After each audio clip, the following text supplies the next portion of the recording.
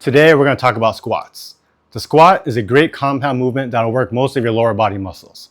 What's really important about the squat though is that it's a foundational movement for life, right? Getting up out of a chair, getting up out of bed, getting up from sitting on the ground, bending over, pick up your child or grandchild, playing with your dog, lifting things off the ground. Those are all variations of the squat. And the squat will help train you to maintain the ability to do those motions throughout your life. That's why the squat is a very important functional exercise for everyday life and health. It's always good to understand the function of the muscles you're training.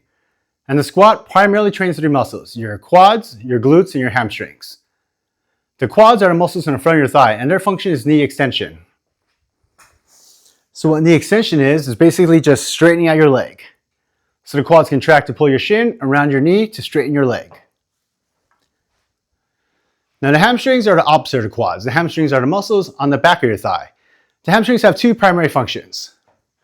Right, one is knee flexion, and that's bending your knee.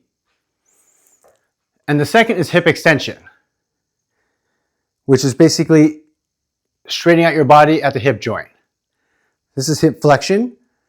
The hamstrings will pull and straighten out your body. That's hip extension. So the quads do knee extension, and the hamstrings do knee flexion and hip extension.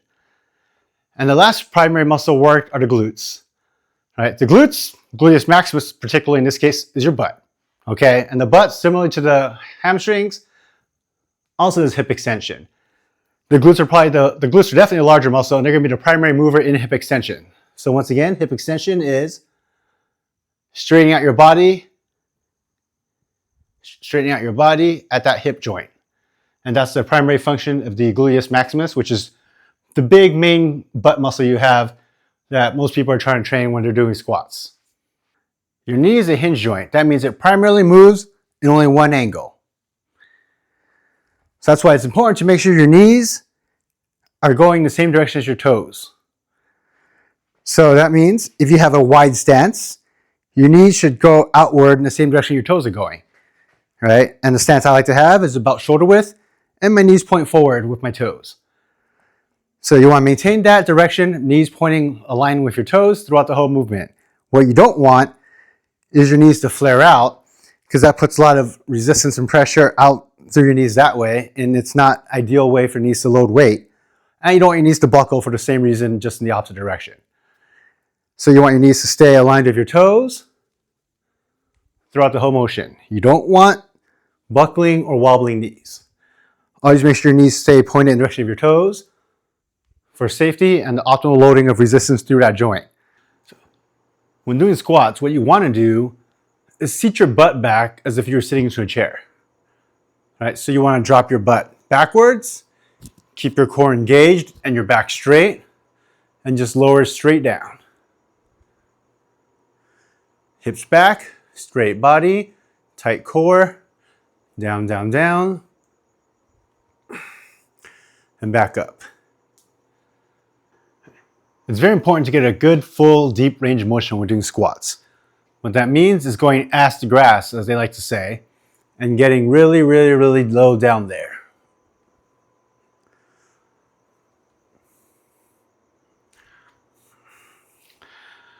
I personally believe that that bottom range of motion is actually the most important part of the squat in terms of quality of life. Right? I've seen a lot of older people who have really a lot of difficulty getting up from low sitting positions. Usually that bottom position, getting up from the ground, is usually where they have the most trouble. So a lot of times from here, they might have trouble getting up. If they're sitting down, they have trouble getting up. Once you get to about halfway, it's usually not too bad. But that bottom range is definitely the most difficult for elderly people. So as you age, it's very important to train that full range of motion to be able to maintain that ability. You know, as the saying goes, if you don't use it, you lose it, and that's very true for physical capabilities in life. If you're having trouble completing the full range of motion bodyweight squats like how I was doing before, and your problem isn't strength or balance, then it could be a couple of other reasons. You could have different lever lengths, i.e. torso and thigh lengths are different than mine, which could be just biomechanically causing you to have difficulty achieving those same angles. Additionally, your ankles might not have adequate mobility. In those cases, what you might want to try is elevating your ankles off of the ground. In this case, I'm using some weight plates, but you could use books or anything that gets your heels a few inches off the floor. And this should allow you to be able to get that full deep squat, even if you have some different longer lever lengths or if you have stiff ankles. Additionally, this position will help you bias your quads more if that's your goal in your squat. Right, this position will allow you to drive that force through your quads downward as you're pushing up, more so than you would if your heels are flat. Now, if you don't have the strength or balance to do full range of motion bodyweight squats yet, then it's perfectly fine to put your hands on something to assist you throughout the motion. Right, this will make it a little bit easier, lessen the weight, and help you build that motion and build those muscles up to being able to do it without the assistance. Additionally, what you could also do is just work within the range of motion that you're capable of. And the more you do it, the more strength and stability and balance you should be able to develop to be able to go lower and lower until you hit that full range. Everybody starts somewhere. Everybody's at a different fitness level. As long as you're progressing and improving and getting healthier and stronger, that's all that matters. So do the supported squats if you need to, do partial reps to build up. Whatever works for you is great. If you're doing your bodyweight squats and things are going great, but now you want to make it more difficult, then obviously the most obvious way to do that is to add load. Now, the most traditional way of adding load for squats in the gym is to use a barbell. Right? Usually people load a barbell on your traps and do squats that way. Right? Conversely, there's also a Zercher squat, which is the same thing, but you load that barbell across your elbows and do the squat. Now, I don't have a barbell because I have a limited home gym setup, and I just didn't want to deal with the hassle of a large, cumbersome object like a barbell. I'm really trying to use minimal equipment. So what I prefer to do goblet squats with a kettlebell. Now, this can be performed with either a kettlebell or a dumbbell. And all you do is you hold that weight up against your chest and do your squat as usual.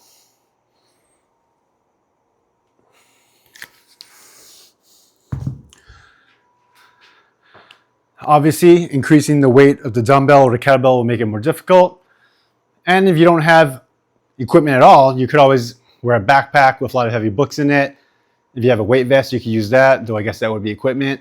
You could carry a water jug, that would work as well. And one of the things I like about loading the weight in front of me is that it's how you'll often be lifting weight off the ground in real life, right? It's not often you're going to be pushing a heavy weight up on your back, right? You're not like a superhero lifting a car off of somebody, right? Realistically, in real life, you're often going to be picking up a grandchild, playing with your dog, lifting something off of the ground, in which case the weight would be loaded in front of you.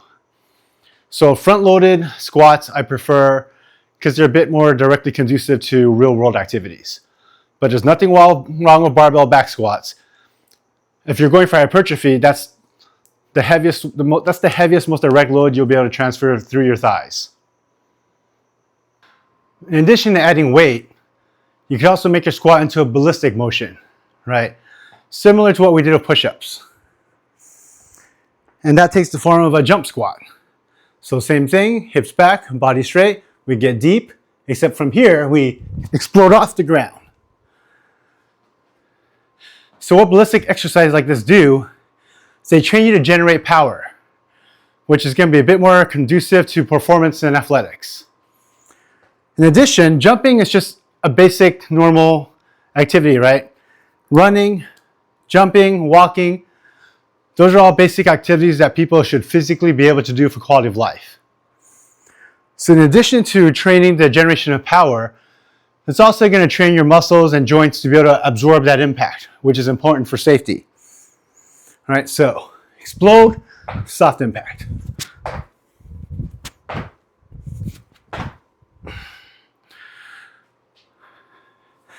Now, we loaded weight. We've done ballistic squat. Now we can combo them together. Sorry guys, I did a leg workout before this video, so I'm feeling it. So, in this case, I'm grabbing my kettlebell, And we'll do a jumping goblet squat.